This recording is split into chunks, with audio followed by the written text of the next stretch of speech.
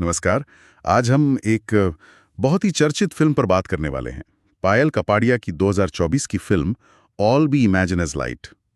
काफी सुना है इसके बारे में। जी हाँ, बिल्कुल।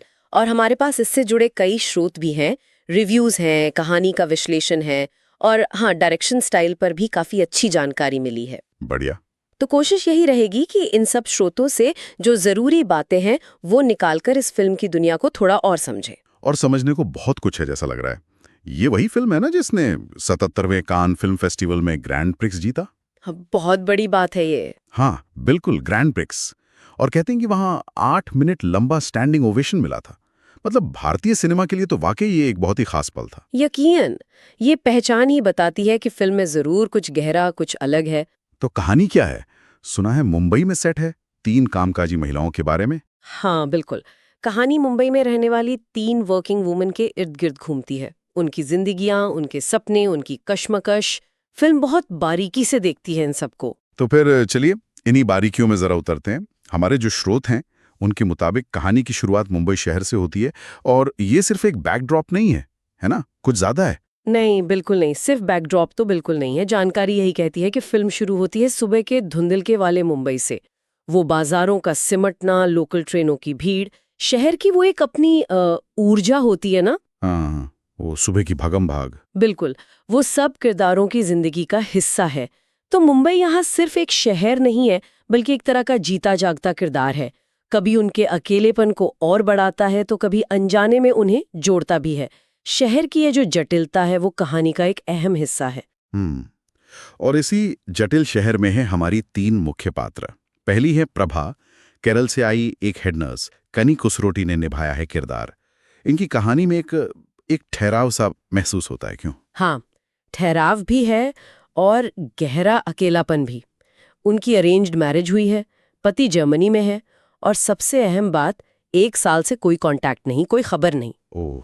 और फिर एक दिन पति का भेजा हुआ एक राइस कुकर आता है। विश्लेषण बताते हैं कि ये जो छोटा सा ऑब्जेक्ट है ना, ये उनके अंदर जो दबा हुआ अकेलापन है, शायद वो परित्यक्त महसूस करने वाली भावनाएं हैं, उनको जैसे कुरेद देता है। अच्छा। और वो अपनी एक सहकर्मी अनु के साथ फ्लैट शेयर करती हैं। अनु, हाँ, दिव्या प्रभा ने निभाया है ये रोल। ये एक युवा नर्स है, प्रभा से जरा अलग। इनकी अपनी एक कश्मकश चल रही है, जैसा पता चला। बिल्कुल, प्रभा से काफी अलग। अनु का एक मुस्लिम लड़के शियाज रुदु हारून ने रोल किया है, उसके साथ एक सीक्रेट रिलेशनशिप है। अच्छा, तो अनु को मतलब अपना रिश्ता छिपाना पड़ता है, परिवार रूढ़िवादी है, हिंदू परिवार है, समाज का डर, वो सब है। तो यहाँ फिल्म बहुत ही संजीदगी से वो जो व्यक्तिगत इच्छाएं होती है और जो सामाजिक दबाव होते हैं, हाँ, उनके बीच के तनाव को दिखाती है। खासकर वो जो धर्म वाला एंगल है उसके संदर्भ में। और फिर तीसरी कड़ी है पार्वती। छाया कादम ने निभाया है ये मजबूत किरदार। वो अस्पताल में रसोइया हैं। इनकी कहानी एक अलग ही तरह के संघर्ष को सामने लाती है। सही कहा, पार्वती विधवा हैं और उन पर एक खतरा मंडरा रहा है अपने चौल से बेदखल होने का। क्यों, क्या वजह है? वजह यह है कि उनके पास उस घर के मतलब प्रॉपर्टी के लीगल राइट्स नहीं है। हाँ। और दूसरा, उस इलाके में जेंट्रिफिकेशन हो रहा है। जेंट्रिफिकेशन थोड़ा समझाएंगे, ये क्या है? हाँ, जेंट्रिफिकेशन मतलब जब कोई पुराना, शायद थोड़ा कम आय वाला इलाका होता है, वहाँ बाहर से पैसा आने लगता है, नए अमीर लोग बसने लगते हैं। तो अक्सर क्या होता है कि वहाँ के जो पुराने बाशिंदे हैं, कम आय वाले लोग, उनके लिए रहना मुश्किल हो जाता है, किराया बढ़ जाता है, माहौल बदल जाता है और आखिरकार उन्हें वो जगह छोड़नी पड़ जाती है। तो पार्वती की कहानी इसी शहरी बदलाव का जो मानवीय पहलू है और जो वर्ग असमानता है उसको दिखाती है। समझ गया। तो ये 3 महिलाएं हैं, सबकी अपनी अपनी उलझनें हैं और ये मुंबई की तेज रफ्तार जिंदगी में जी रही हैं। लेकिन फिर कहानी में एक मोड़ आता है जब ये शहर से दूर जाती हैं। रत्नागिरी की यात्रा, ये सिर्फ जगह बदलना नहीं है ना? हाँ, विश्लेषण तो यही कहते हैं। ये यात्रा वैसे तो पार्वती की मदद के बहाने शुरू होती है, पर असल में ये तीनों के लिए एक, आप कह सकती हैं, भावनात्मक और प्रतीकात्मक यात्रा बन जाती है। प्रतीकात्मक कैसे? मतलब मुंबई की जो घुटन है, जो दबाव है, शोर है, उससे दूर रत्नागिरी का वो जो तटीय गांव है, वो उन्हें एक तरह का खुला आसमान देता है, जहां वो अपनी उलझनों का सामना कर सकें, शायद एक दूसरे से और गहरे से जुड़ सकें और थोड़ी आज़ादी महसूस कर सकें। अच्छा। तो ये उनके रिश्तों के लिए और शायद खुद को समझने के लिए भी एक ज़रूरी मोड़, एक टर्निंग पॉइंट साबित होता है। और इसी खुलेपन में, जैसा आपने कहा, कुछ गहरे भावनात्मक पल भी आते होंगे। खासकर प्रभा के साथ रत्नागिरी में कुछ होता है, वो काफी इंटेंस लगता है सुनने में। हाँ, वो एक बहुत ही मार्मिक, बहुत पावरफुल सीन है। प्रभा समंदर में डूबते हुए एक आदमी को बचाती है। फिर जब वो उसकी देखभाल कर रही होती है तो वो कल्पना करने लगती है कि वो आदमी उसका बिछड़ा हुआ पति है। और ये कल्पना फिर एक जबरदस्त भावनात्मक विस्फोट का रूप ले लेती है। मतलब वो सारा दर्द और निराशा जो उन्होंने शायद अंदर दबा रखी थी, बिल्कुल, वो सब बाहर आ जाता है। बिल्कुल। वो उस कल्पना में ही सही अपने पति से वो सब कह डालती हैं जो असलियत में कभी नहीं कह पाई। अपना गुस्सा, अपनी निराशा, अपना मोहभंग, सब कुछ। ये एक तरह का कैथारसिस है, एक जरूरी रिहाई। और ये सीन उनके कैरेक्टर की जो कॉम्प्लेक्सिटी है, उनके अकेलेपन की जो गहराई है, उसको जबरदस्त तरीके से दिखाता है। ये सिर्फ अकेलेपन की कहानी नहीं है, बल्कि उस अकेलेपन से जो गहरी भावनाएं उपजती हैं, ये उसकी भी कहानी है। तो क्या फिल्म इन सारे टकरावों का, इन भावनाओं का अंत में कोई आसान सा हल देती है? मतलब सब ठीक हो जाता है? नहीं, आसान हल तो नहीं। स्रोत यही बताते हैं कि फिल्म का अंत जो है वो समाधानों से ज्यादा स्वीकृति और आपसी समझ पर जोर देता है। आखिर में प्रभा, अनु और पार्वती साथ में कुछ शांत पल बिताती हैं, शायद अपने सफर को, अपनी जिंदगी की जटिलताओं को स्वीकारते हुए। कोई फॉर्मूला वाली हैप्पी एंडिंग नहीं है, बल्कि एक खामोश सी समझदारी है, एक दूसरे के साथ होने का एक गहरा एहसास है, और ये दिखाता है कि मुश्किल हालात में भी टिके रहने की और किसी न किसी तरह अर्थ ढूंढने की उनमें क्षमता है। इन किरदारों के संघर्षों को देखते हुए ये तो साफ है कि फिल्म सिर्फ उनकी निजी कहानियां नहीं कह रही, ये कुछ बड़े सामाजिक और मानवीय मुद्दों की तरफ इशारा कर रही है। सही कहा ना? निश्चित रूप से, बिल्कुल। एक तो जो सबसे प्रमुख विषय है वो है शहरी जीवन का अलगाव, अकेलापन।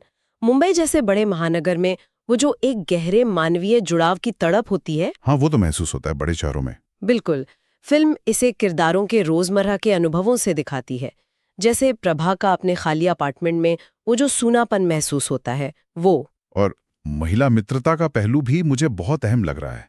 उनका जो आपस का रिश्ता है वो एक दूसरे के लिए सहारा भी है, पर शायद उसमें भी अपनी कुछ जटिलताएं हैं। हाँ, बिल्कुल है। ये दोस्ती उनके लिए एक पनाहगाह जैसी है। शहर की जो कठोरता है उसके बीच एक नर्म कोना, लेकिन साथ ही फिल्म इच्छा, पहचान और व्यक्तिगत आजादी, इन जैसे विषयों को भी टटोलती है। ये सवाल उठाते हैं कि आज के भारत में एक महिला होने का क्या मतलब है, खासकर तब जब आप सामाजिक, पारिवारिक और अपने खुद की अपेक्षाओं के बीच एक संतुलन बनाने की कोशिश कर रही हूँ। और जैसा हमने पार्वती की कहानी में और अनु के रिश्ते में देखा, वो वर्ग भेद और धार्मिक तनाव जैसे मुद्दे भी कहानी का हिस्सा हैं, हल्के में नहीं लिए गए हैं। नहीं, बिल्कुल नहीं। ये मुद्दे कहानी के बैकग्राउंड में दबे हुए नहीं हैं। ये किरदारों की जिंदगी और उनके फैसलों को सीधे तौर पर प्रभावित करते हैं। वो जो एक खींचतान है ना व्यक्तिगत इच्छाओं और सामाजिक बंधनों के बीच, हाँ, प्रेम और अपनेपन की तलाश की जो जटिलताएं हैं, ये सब मिलकर फिल्म को एक मल्टी लेयर्ड, एक बहुस्तरीय अनुभव बनाते हैं। ये सिर्फ कहानी नहीं सुनाती, ये सोचने पर भी मजबूर करती है। चलिए अब थोड़ी बात करते हैं कि ये कहानी कही कैसे गई है। मतलब पायल कापड़िया की जो निर्देशन शैली है और फिल्म की सिनेमेटोग्राफी, इसकी काफी चर्चा है। स्रोतों में इसे काव्यात्मक, स्वप्न जैसा कहा गया है। ये क्या है? हाँ, रिव्यूज में कापड़िया के विजन की बहुत तारीफ हुई है।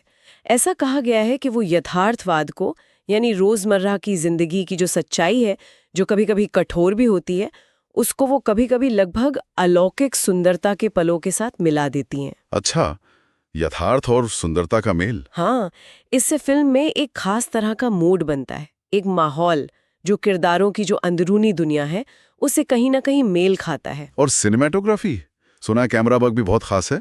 सिनेमेटोग्राफी को तो कई लोगों ने फिल्म की आत्मा कहा है। जानकारी ये है कि कैमरा रोजमर्रा की जिंदगी की जो बनावट है, जो टेक्सचर है, उसकी डिटेल्स को बड़ी खूबसूरती से पकड़ता है। एक तरफ शहर की वो ठंडी अव्यक्तिक सी दुनिया है, तो दूसरी तरफ किरदारों के रिश्तों की गर्माहट है, नज़दीकी है। ये जो विरोधाभास है, इसे विजुअली बहुत प्रभावी ढंग से दिखाया गया है। क्या कुछ खास तकनीकों का जिक्र है जिनका इस्तेमाल हुआ है जिससे दर्शक पर असर पड़ता हो? हाँ, कई चीज़ों का जिक्र है, जैसे प्राकृतिक रोशनी का इस्तेमाल। इससे दृश्य बहुत रियल, बहुत ऑर्गेनिक लगते हैं।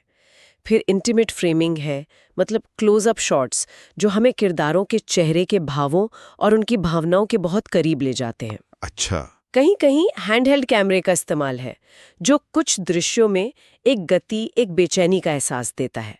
और लंबे टेक्स का भी जिक्र है। लॉन्ग टेक्स यानी बिना कट के लंबे सीन? हाँ, बिल्कुल। बिना कट के लंबे समय तक चलने वाले सीन। ये तकनीक दर्शकों को उस पल में पूरी तरह से डुबो देती है। ऐसा लगता है मानो हम वहीं मौजूद हों। इससे फिल्म का जो चिंतनशील और इमर्सिव अनुभव है, वो और गहरा हो जाता है। प्रतीकवाद की भी बात हुई थी, जैसे मुंबई की बारिश या रात की चमकती रोशनियां। इनका क्या मतलब है? बिल्कुल, ये सिर्फ सुंदर दृश्य नहीं है, इनमें गहरे मतलब छुपे हो सकते हैं। जैसे बारिश, वो शहर को धोती तो है ही, पर शायद किरदारों के मन की उथल-पुथल या कभी-कभी एक तरह की सफाई का भी प्रतीक बन सकती है। और शहर की वो जो चमकती रोशनियां हैं, वो उम्मीद और सपनों का प्रतीक हो सकती हैं, लेकिन साथ ही शहर की विशालता और उसमें व्यक्ति के अकेलेपन को भी उजागर कर सकती हैं। तो ये विजुअल एलिमेंट्स कहानी में एक और परत जोड़ते हैं। इन सब खूबियों को देखते हुए ये समझ आता है कि फिल्म को इतनी अंतर्राष्ट्रीय पहचान क्यों मिली। कान में ग्रैंड प्रिक्स जीतना तो शायद बस शुरुआत थी। बिल्कुल, वो एक बहुत बड़ी उपलब्धि थी। 30 साल बाद कोई भारतीय फिल्म कान के मुख्य कंपटीशन में अवार्ड जीती थी। लेकिन जैसा आपने कहा, ये सिर्फ शुरुआत थी। हाँ, इसके बाद जो प्रतिष्ठित साइट एंड साउंड पत्रिका है, उसके पोल में इसे 2024 की सर्वश्रेष्ठ फिल्म चुना गया। अमेरिका के नेशनल बोर्ड ऑफ रिव्यू ने इसे साल की टॉप 5 अंतर्राष्ट्रीय फिल्मों में जगह दी। ये सब बहुत बड़े सम्मान है। अरे वाह। और गोल्डन ग्लोब्स में भी नॉमिनेशंस थे शायद। हाँ, 82वें गोल्डन ग्लोब अवार्ड्स में 2 बहुत महत्वपूर्ण नॉमिनेशंस थे। बेस्ट फॉरेन लैंग्वेज फिल्म और पायल कापड़िया के लिए बेस्ट डायरेक्टर का नॉमिनेशन। बेस्ट डायरेक्टर, ये तो कमाल है। बिल्कुल, ये दिखाता है कि फिल्म की अपील सिर्फ फेस्टिवल सर्किट तक ही सीमित नहीं रही, बल्कि जो मेन स्ट्रीम अवार्ड्स हैं, वहां भी इसे सराहा गया। ये साफ है कि इस फिल्म ने वैश्विक मंच पर भारतीय सिनेमा का झंडा बुलंद किया है, कह सकते हैं। निश्चित तौर पर इसे महिलाओं के जीवन के इतने संवेदनशील और बारीक चित्रण के लिए और कहानी कहने के अपने अनूठे अंदाज के लिए दुनिया भर में प्रशंसा मिली है। ये फिल्म समकालीन भारतीय सिनेमा और ग्लोबल सिनेमा दोनों के लिए एक महत्वपूर्ण कृति मानी जा रही है। और ये हमें याद दिलाती है कि सिनेमा जो है, वो व्यक्तिगत कहानियों के जरिए कितनी गहराई से मानवीय स्थिति पर रोशनी डाल सकता है। और अगर हमारे सुनने वाले इसे देखना चाहें तो ये उपलब्ध है कहीं? जी, जानकारी के अनुसार भारत में ये फिल्म डिज्नी प्लस हॉटस्टार पर स्ट्रीमिंग के लिए उपलब्ध है। अच्छा, हॉटस्टार पर है। हाँ, और कुछ अंतर्राष्ट्रीय बाजारों में भी इसे रिलीज किया गया है। तो स्ट्रीमिंग प्लेटफॉर्म्स ने निश्चित रूप से इसे एक बड़े दर्शक वर्ग तक पहुंचाने में अहम भूमिका निभाई है। ठीक है, तो हमने कहानी, किरदारों, उनके संघर्षों, फिल्म की बनावट, उसकी कामयाबी, इन सब पर काफी विस्तार से बात की। अगर इस पूरी चर्चा को समेटना हो तो मुख्य बातें क्या निकल कर आती हैं? आप क्या कहेंगी? मेरे ख्याल से पहली और सबसे अहम बात तो यही है कि all we imagine as light Mumbai में 3 महिलाओं के जीवन की एक बेहद संवेदनशील, मार्मिक और हाँ, सोचने पर मजबूर करने वाली पड़ताल है। ये उनकी निजी यात्राओं के साथ साथ बड़े सामाजिक सवालों से भी जूझती है। बिल्कुल। और दूसरी बात, मेरे हिसाब से ये फिल्म शहरी अकेलेपन, जुड़ाव की मानवीय जरूरत, महिला एकजुटता की जो ताकत होती है और सामाजिक बंधन, इन जैसे विषयों को बहुत गहराई और ईमानदारी से पेश करती है। और ये सब पायल कापड़िया की उस खास थोड़ी काव्यात्मक सी शैली में किया गया है, जो यथार्थ और सपने के बीच बड़ी खूबसूरती से तैरती है। हाँ, एकदम सही। और तीसरी बात जो मुझे महत्वपूर्ण लगती है वो ये है कि फिल्म को जो ज़बरदस्त अंतर्राष्ट्रीय सफलता मिली है, वो सिर्फ इसकी कलात्मक गुणवत्ता का प्रमाण नहीं है, बल्कि ये समकालीन भारतीय सिनेमा की जो बढ़ती हुई वैश्विक पहुंच है, उसका जो बदलता हुआ स्वरूप है, उसको भी दिखाती है। ये दिखाता है कि भारत से आने वाली कहानियों में दुनिया भर के दर्शकों को छूने की, उनसे जुड़ने की क्षमता है। सुनने वालों के लिए इस चर्चा का क्या मतलब हो सकता है? मतलब ये फिल्म या ये जो हमारी बातचीत है, ये उनके लिए क्यों प्रासंगिक है? मेरे ख्याल से ये चर्चा एक उदाहरण है कि कैसे सिनेमा, कैसे फिल्में छोटी व्यक्तिगत कहानियों के जरिए बड़े सामाजिक मुद्दों और जो सार्वभौमिक मानवीय भावनाएं हैं जैसे अकेलापन, प्यार, उम्मीद, उन पर रोशनी डाल सकती हैं। सही। ये सिर्फ मनोरंजन नहीं है, ये अपने आसपास की दुनिया को और शायद खुद को भी समझने का एक जरिया बन सकता है। और शायद ये उन तकनीकों पर भी ध्यान दिलाती है, जैसे सिनेमाटोग्राफी की बात हुई, निर्देशन का नजरिया, प्रतीकवाद, जो एक कहानी को सिर्फ क्या हुआ से आगे ले जाकर कैसा महसूस हुआ तक पहुंचाती हैं। ये हमें फिल्मों को शायद और गहराई से सराहने में मदद कर सकती है। बिल्कुल, ये हमें सिनेमा को एक कला के रूप में देखने के लिए प्रेरित करती है, जहाँ हर फ्रेम, हर साउंड, हर डायलॉग कहानी कहने के उस बड़े मकसद का हिस्सा होता है। तो चलिए इस बातचीत को एक आखिरी विचार के साथ खत्म करते हैं। फिल्म का शीर्षक है all we imagine is light, वो सब कुछ जिसकी हम कल्पना प्रकाश के रूप में करते हैं। हाँ, ये शीर्षक अपने आप में बहुत गहरा है, बहुत सोचने पर मजबूर करता है। इन तीनों महिलाओं की जो यात्रा रही, उनके संघर्ष, उनके रिश्ते, उनकी छोटी छोटी खुशियां, इन सब को देखते हुए ये सवाल मन में आता है कि उनके लिए इस प्रकाश या उम्मीद का असल मतलब क्या है। सही बात है।